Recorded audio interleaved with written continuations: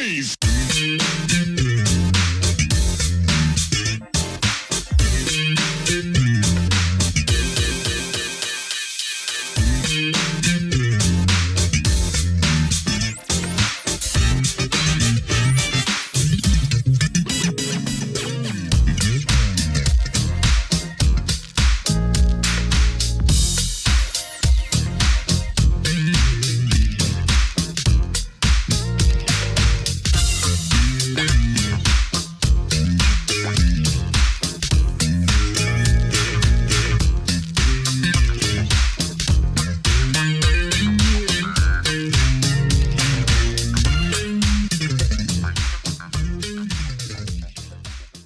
Hello and welcome to another edition of Truth and Rhythm.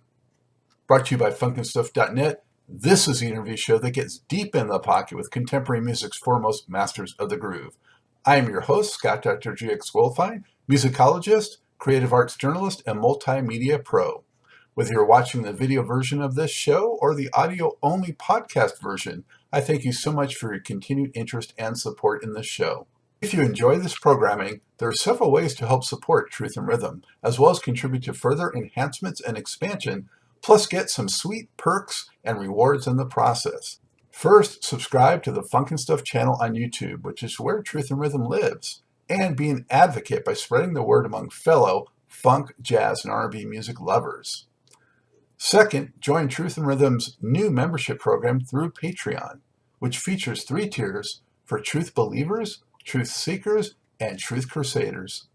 You can also submit a direct donation to the cause anytime at funkinstuff.net. At that site, which is loaded with awesome content, you can also purchase the book Everything's on the One, The First Guide of Funk, shop for official Truth and Rhythm and Funk and Stuff merchandise, and use the Amazon links for all of your online purchases, which allocates a percentage to this show. Sponsorship opportunities are available as well. Contact me directly at scottg@funkinstuff.net. For those of you who go the extra step in supporting the show, you have my heartfelt gratitude for allowing us to continue to shine the light on those special artists whose quest is to find truth in rhythm.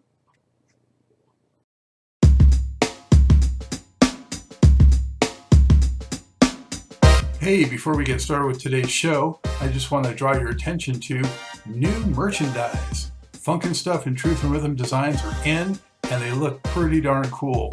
So show your support, help support the program, and show off some stylish merchandise and apparel. Only at the Funk and Stuff store.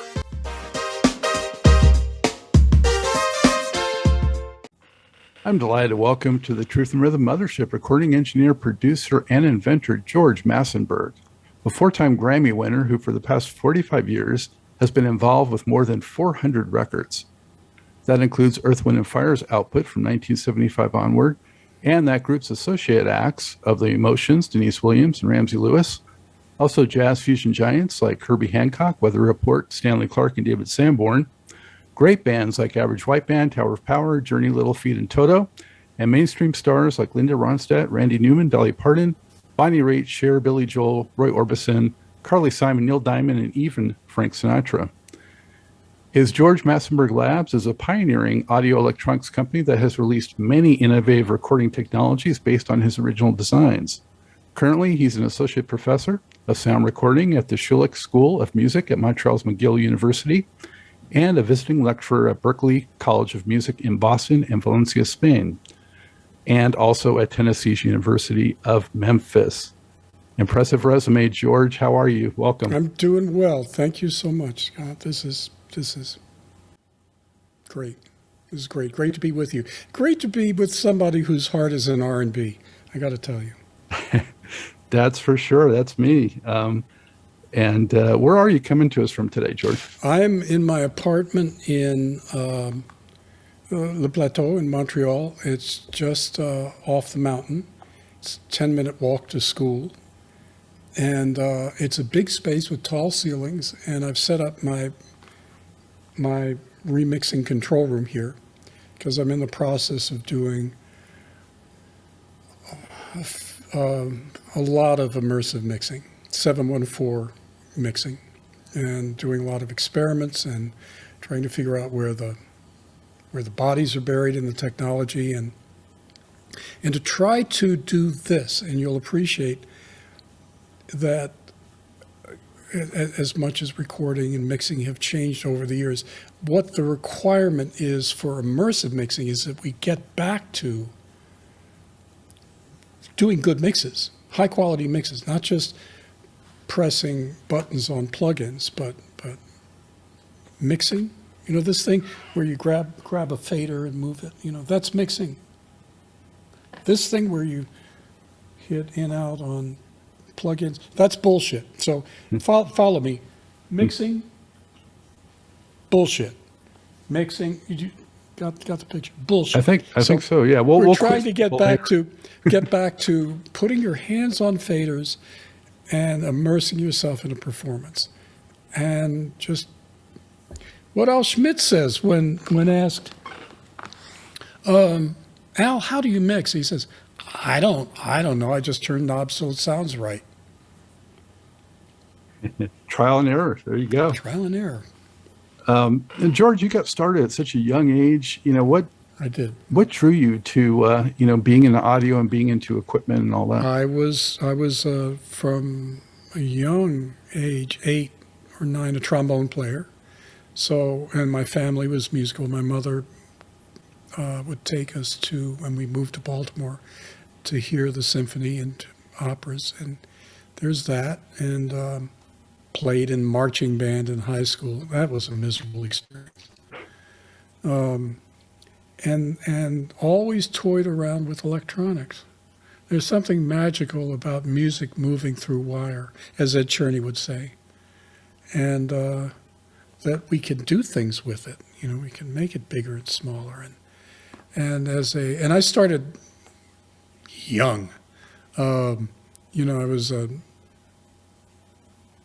sort of a baby technician when I was 10 or 11, and built things.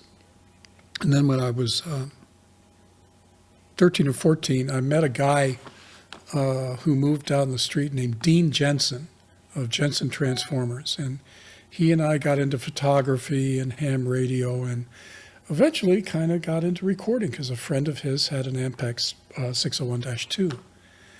And so I got interested in recording and became friends with the local recording studio. This is going to be a long story. Let me cut to the chase. I've been doing it for a long time, but my first experiences in recording music were in this little 2-track studio in Baltimore. Baltimore, I don't think we mentioned it, but that's where you hail from. And how long were you in Baltimore, actually? Well, I was different places. We traveled all over because my father was an Air Force doctor, surgeon, and he was a surgeon, and he did his residency at University Hospital in Baltimore. But we moved around a lot, to Philadelphia and to Illinois and Macon. I spent a good hunk of my childhood in Macon, Georgia. And I'm emotionally closer to Southern music than anything else. I mean, that's my years there were when you turned on the radio and just raw sex would pour out of the radio from the early R&B, the Bird groups. And it was just a great time for radio. It was great. So I sort of carried that experience with me. Then came back to Baltimore and went to Johns Hopkins for a year and a half. I'm a terrible student, and I failed miserably. But was already designing electronics and building my own idea of what a console would look like. Did you have other people in your family that were into electronics too? Because for me, I grew up, my grandfather was a complete audiophile, and he really got me into sound and audio and equipment and all that sort of thing. Nobody in my family had the foggiest idea, and didn't have the foggiest idea what I was doing. You know, that was weird. My mother really didn't take me seriously until well into making records. I was doing the Ronstadt records, and we opened What's New, the first of the Nelson Riddle records, in Radio City Music Hall, and we flew her to New York and got her 4th row seats and introduced her to Nelson Riddle, And she kind of figured it out that maybe I was going to be okay. You made it legitimate. And then she started borrowing money from me. No, I'm just kidding. So, George, Yeah. I know you got with Earth, Wind, and Fire in '75. You were very young, still a teenager, right? No, I turned 30 I was born in 1947. So I was in my 30s when I came back to the U.S. But I mean, the whole story is during the Nixon years, I just couldn't stand being in the U.S. anymore. And I met a girl who was going back to France. So out of the blue, I moved to France and worked in freelancing in France, had an apartment in Paris for a little more than a year. We kept the apartment. I always wanted to go back, but I flew back to do a bluegrass group in 73, and then flew back to do Little Feat later that year at a studio I had built in Baltimore called Blue Seas. And after Little Feat and going to Hollywood to mix and hanging out with Lowell George, my life changed dramatically.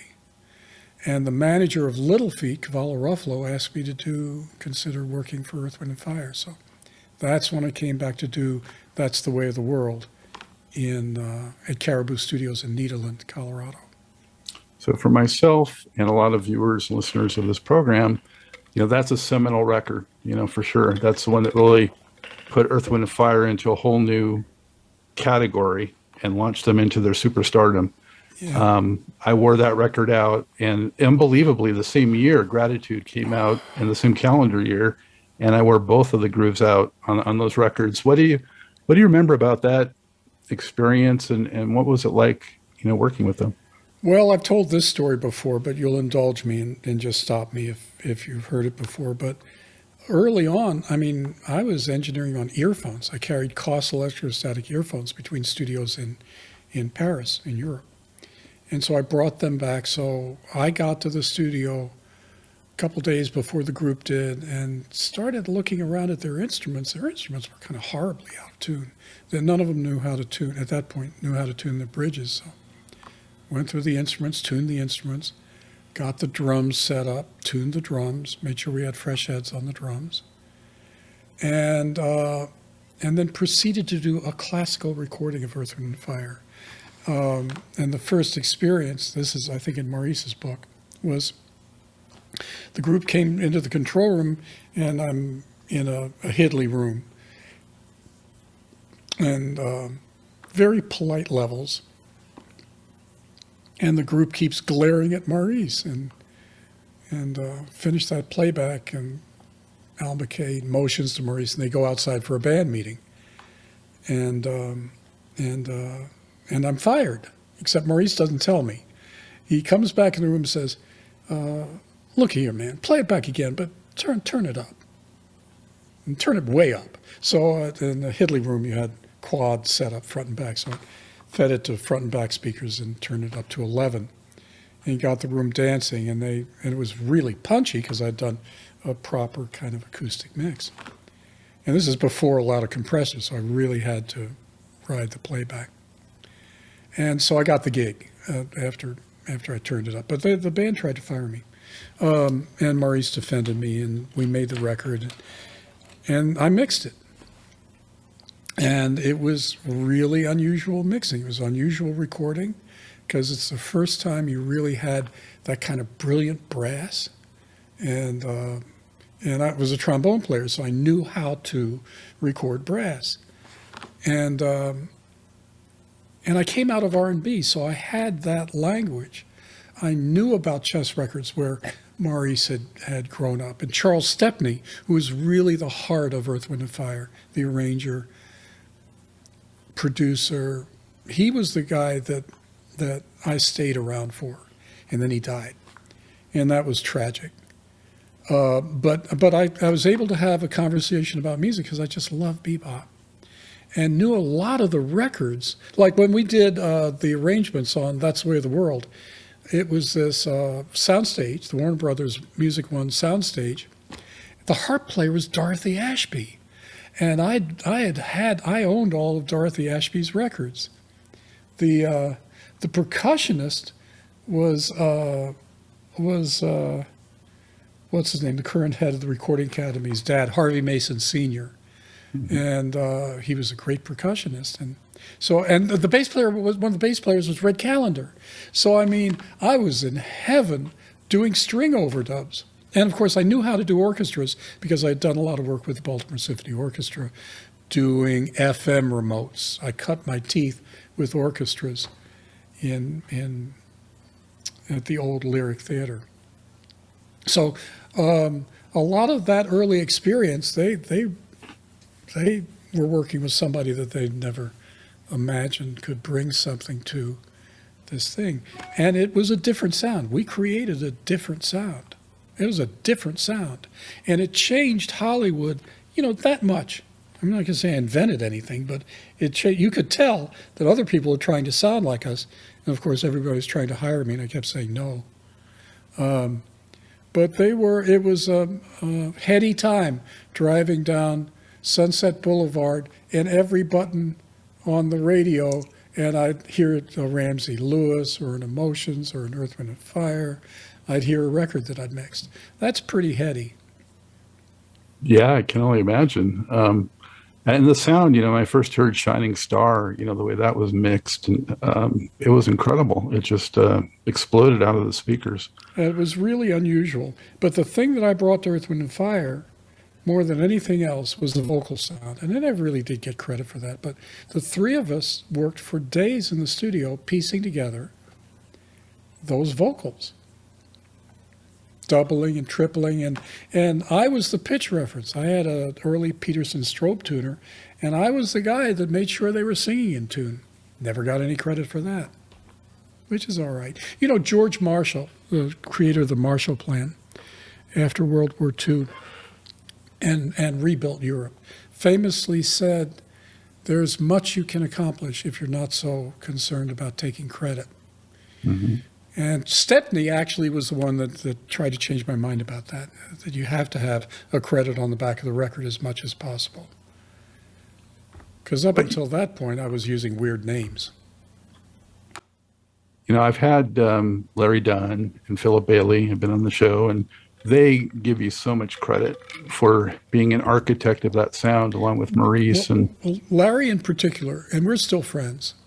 I still talk to Larry every few weeks. Philip, I haven't talked to Philip at length since we did the Phil Collins stuff. I mean, just chatting him up and saying, I'm Verdino, say hi. We run into each other, but Larry's the one I stay close to. So, for viewers that are not clear on it, and you're kind of talking about that, you're hinting at it with the credit part of it.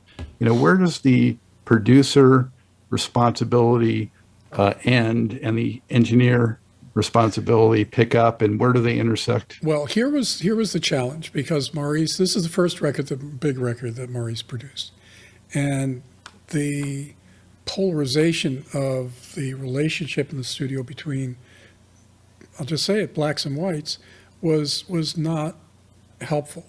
That the last thing that Maurice wanted was that a white person had crafted this record, and yet there was nothing he could do about it. I was basically doing track allocation. The guys that come and say, "Hey, man, give me a track," until we were out of tracks and I had to figure something out. So I had to do track management. This is way before Pro Tools, way before dual machines. And so, I had to figure that out as a non-credited producer, figure out how to get Maurice's ideas down on tape. And I was a nice guy. I was a lot sweeter back then than I am now. I've gotten much grouchier. But you're entitled now. Well, I don't think any of us are entitled to be mean, and I was a mean guy to work with for a while, but that's all past. What I had in my mind's ear was this classical sound coming out of classical, and that extended to the way instruments meshed and worked together. And we went to great lengths to mix these things where I'd reach for licks and reach for parts and understand the horn parts. And that meant turning them down as well as turning them up. And occasionally, I had to get rid of stuff.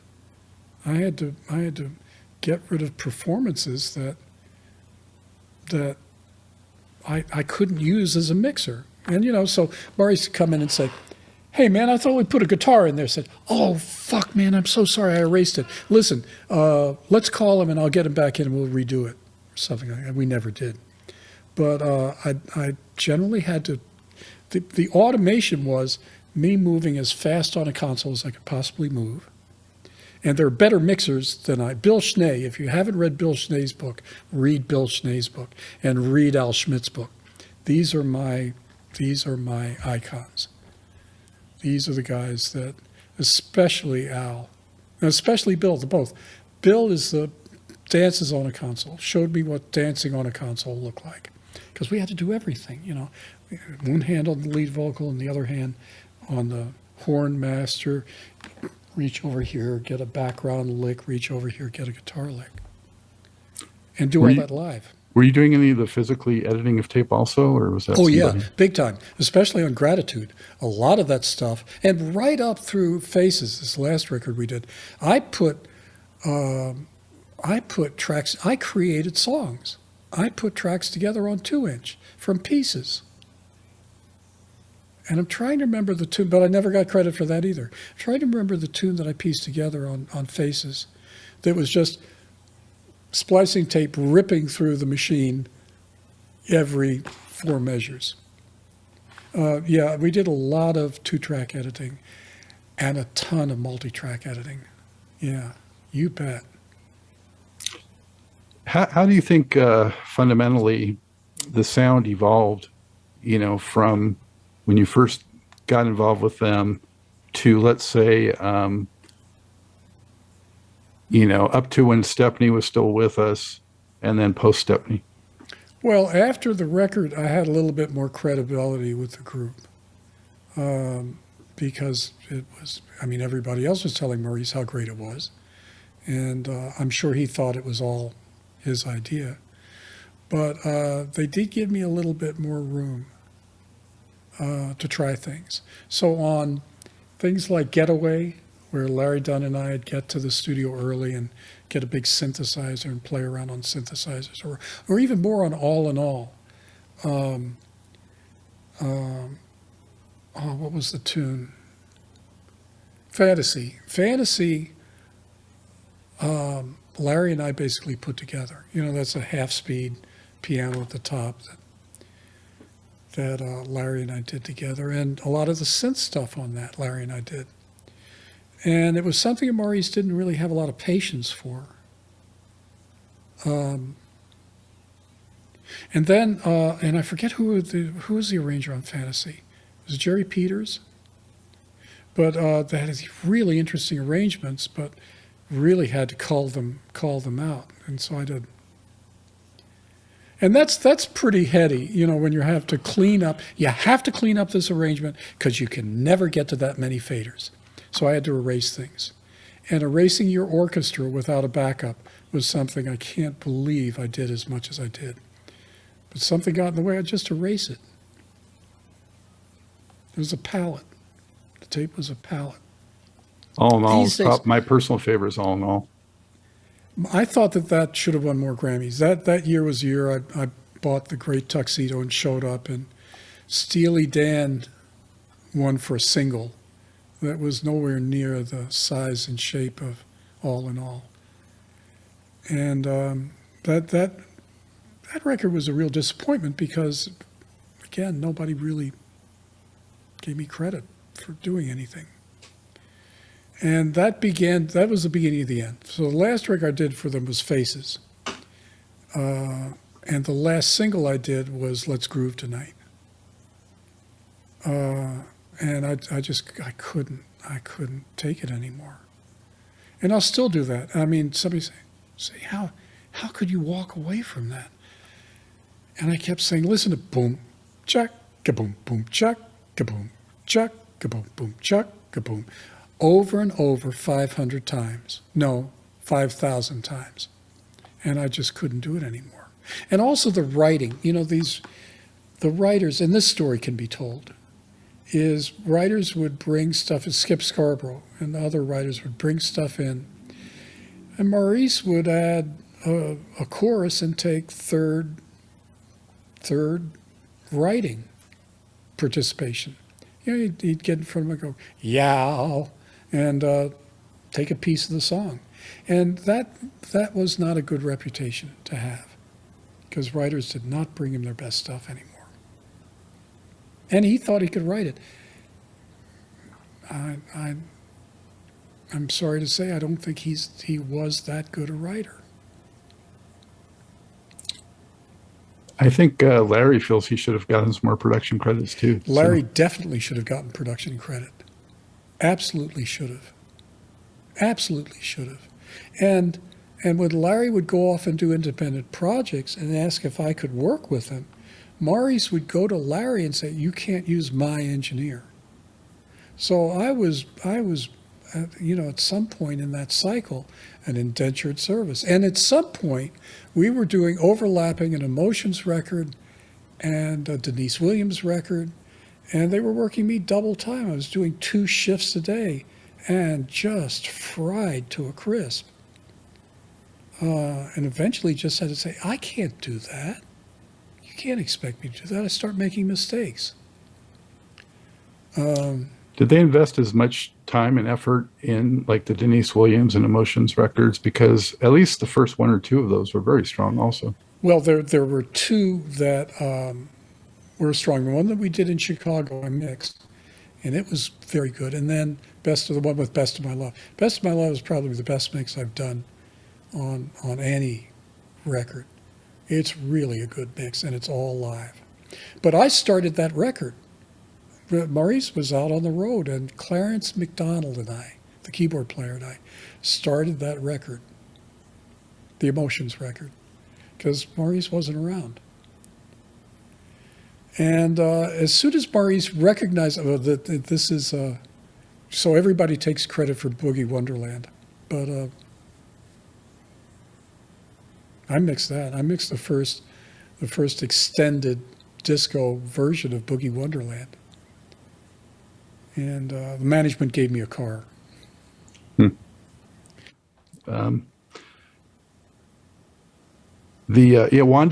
was on the show. She was such a delight. Wanda's sweetheart. Yeah.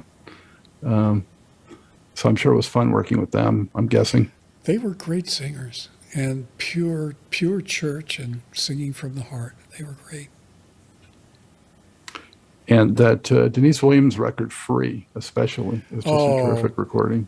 Free, and what was the other one? Don't Tell My Neighbors. That was the Emotions, yeah. That was the Emotions. No, Don't Tell My Neighbors was the Emotions. I got that mixed up with Denise. Okay, so I'll try to remember some of the other Denise stuff. But, Free, that was the heart of Charles Stepney. That part in da-da-da-da-da-da-da, the vibes, piano part. That was just brilliant. His counter melody. My God, did I love that guy. And then he and I got to do a McDonald's commercial together. We got to do the beginnings of You're the One campaign for McDonald's. Because, that was his mainstay before Earth, Wind & Fire started making money. He was doing Chicago commercials. And I loved that. That was great. What else did we do? What else was on that Denise Williams record? Free was the breakthrough sound. That was amazing. Yeah, I can't think of them right now, but I certainly know other ones too. Yeah. Yeah. So, how long would some of those sessions go that you'd have to be in there working with them? I mean, were they 12, 14, 16-hour sessions sometimes? Well, first, you never knew when Maurice was going to show up. When we had tracking, you never knew when Freddie was going to show up. Until David Foster started being a part of the band, and the guys pretty much had to show up on time. So it started, tracking usually didn't go that long, but overdubs and mixing would just go till it was over, whatever that took. I don't even remember. It wasn't Stevie Wonder length sessions. I mean, you've heard of Stevie Wonder, and guys had to hang for 36 hours because he had no nighttime. So yeah, or Prince or somebody like that. Yeah. Well, and I knew Prince because he was part of that same management group, and actually Prince was the guy that you would point to that could do it all, could conceive of a record, sit in front of a console. Susan Rogers would get him set up, and then she'd go away, and he'd finish a record. They wanted Maurice White to produce him at first. That would never happen. Phil Collins wanted to produce Earth, Wind & Fire, and that would never happen. He did get their horn sound, though. Well, and that was one of the most fun records I did was Philip Bailey's Chinese Wall record. And working with Phil Collins on Easy Lover, that was great. What made it so much fun? Phil. Oh. And the cats. I mean, we had Nathan East and a young woman playing keyboards who had no idea what she had stumbled into. And Phil had brought back a DX7 and didn't know how to use it. So I spent 3 or 4 days learning how to program a DX7 and wrote that what I call bright roads sound. That's my patch. So you begin to get an idea that I'll do whatever's in front of me. If there's something impossible, I'm your guy, because all you have to do is tell me it's impossible and I'll figure out a way to do it. So programming that bright road sound, and of course Phil used it on everything. And then going on the road with Phil and doing a tour was great. Well, in engineering Gratitude, were you actually on the road for any of that, or was it all in studio? Yeah, there were 4 dates, and Joe Wizard was the producer. So, I was there to help communicate between Joe Wizard and the band, because Joe was a great guy and he helped them get their deal, but he wasn't as soulful as some of the guys were hoping for. So I did that recording that I do on the road. That was me recording and finishing the record and mixing it. It's just amazing that they, topped their studio versions of songs like Reasons and Devotion, and they were just better. Well, and that was a lot of overdubbing. But by that time, they certainly knew the parts and could relax into the performance a little bit better. And you also worked with Average White Band for at least one record. Right? I did. And again, it was a great experience, more fun than a barrel of monkeys. And it was in that transition from Atlantic to Arista, and it just got buried. There were a couple of great cuts on there. They just got buried. But I got to be friends with the guys. I still see, what's his name, the drummer? Steve? Yeah. Steve Ferroni. Steve Ferroni. He's a good guy. Man, they had some great stories. And the guitar player. Still Ani. run into Hamish has been on the show. Hamish was a great guy. He was a cool guy. And they're all smart as hell, No, they were cool. Yeah, that record was unfortunately got lost in the shuffle. But you also worked with Tower of Power, so you talk about... I did a bunch of things with Tower of Power. Premier horn sections, EWF and Tower of Power. And again, I knew how to work with horns. I knew these guys. Doc was a friend for the longest time, and we did... The worst session I've ever done was Tuesday night at the Rainbow in London with Little Feat, and all the guys every one of them was just wasted. Everybody was. Lowell had grabbed a stack of T-shirts. His wife had cut him off, wouldn't give him any money for drugs. So Lowell grabbed a stack of T-shirts, was out in the lobby selling T-shirts to get enough money to buy some blow. and they were all just completely wasted. And I had to come back to Los Angeles because Maurice demanded that I come back to Los Angeles and do this session. So I had to cut short the Rainbow sessions for Little Feat. And by the way, that turned into a great record, but only after we redid a lot of it at a Lisner Auditorium in D.C. And that turned into Waiting for Columbus, which is, one of their. They're still talking about redoing it. We're talking about remixing that in immersive. I don't know how we do that, but they're talking.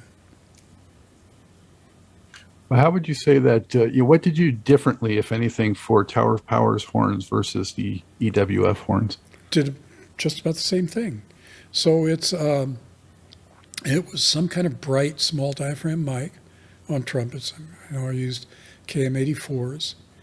And I had modified them to be a little cleaner and to be able to take high levels. And pretty much C12 on Doc, on Barry. And another large diaphragm on Mimi and the saxes. But just what I do. I had not used dynamic mics. So they were pretty impressed with that. Mimi's been on the show, and he had some incredible stories about, altered substances, and they've got some amazing stories in that band. And the last I ran into him, he was on Saturday Night Live. He was the house band on Saturday Night Live, and for a long time that was his lick, that high note at the top of the intro. That was Mimi. I think, pretty sure, sounded like Mimi. The trademark, yeah. And then, you've worked with so many well-known singers. And how is your approach different when you're working with, a solo artist versus a big group? Okay, well, any band is a nightmare. Anybody will tell you that. So working with Toto was probably the best experience. But even at that, they didn't always get along, and again there was a lot of artificial substance in there, but we're still friends. I still talk to Lukather, and that Toto record actually is one of the better records I think I've done. It's called The Seventh One. It had great Jeff Porcaro performances. I was a little put off by the lyric writing. I thought that they could have done better on lyrics. And on this one tune, I knew Jimmy Webb, and we asked if Jimmy Webb could collaborate on the lyrics. And I was hoping Jimmy Webb would bring Jimmy Webb to it, and not just Jimmy Webb trying to make a Toto lyric happen. And I think Nico Bolas mixed that. I didn't mix that.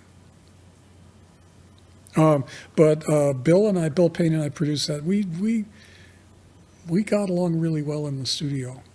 And it wasn't until the third Little Feat record that Bill and I decided that it would be better if we didn't work anymore. But we've been back in touch. We did a bunch of stuff. We did a couple movies. We did this. Bill and I and Russ Kunkel did a Heartburn, where we sat in the studio with Mike Nichols for 6 weeks and just heard every story worth telling about Hollywood. How long does it typically take for you to, connect with a artist or a band and feel like you've got a rapport and you can really give honest feedback and maybe critique things? Well, it depends. Most of the time, I practice what I preach is, it's not your record, it's their record. You're there to listen to their ideas and interpret their ideas and be the interface with technology. And actually, one of the things that you kind of miss these days is, since musicians can go directly to Pro Tools and make their own noise, that they aren't as, I don't want to use the word creative, but they're not as discerning as I would be in that situation, where I'd be hoping to do a little bit of research before settling on a sound. Toto, we would spend days getting drums right. And I think that was the style in the 70s before, 70s and 80s, before big business took over the production of music. Production music changed in 1991, where the companies were being bought and sold. There was a lot of money around. And A&R people, real music people, kind of disappeared. In their place were these accountants that sort of pretended that they were A&R people and would insinuate themselves on the mix and the production. And it was a bad time to be alive. Idiots. And most of them have gone back to real estate or used car lots. Some of them are still around. They really didn't survive because they didn't bring anything. They didn't bring anything to a record. So, I mean, I did a couple of those in Nashville. Built this great studio in Nashville, open to the biggest yawns you could ever imagine. Nobody knew what to make of it, but it was a great studio. And now it's been repurposed for immersive mixing. It's a Blackbird Studio C, and it's just one of the most amazing places to listen to music. And musicians could hear themselves in this room. It was so diffuse that the walls didn't have the traditional comb filtering coming off the walls and blurring sounds. It's a great room. So now I can't get into it. It's an immersive mix room, and I can't even get in. I never owned it. John McBride owned it, Martina's husband. There's much more to this great Truth and Rhythm interview.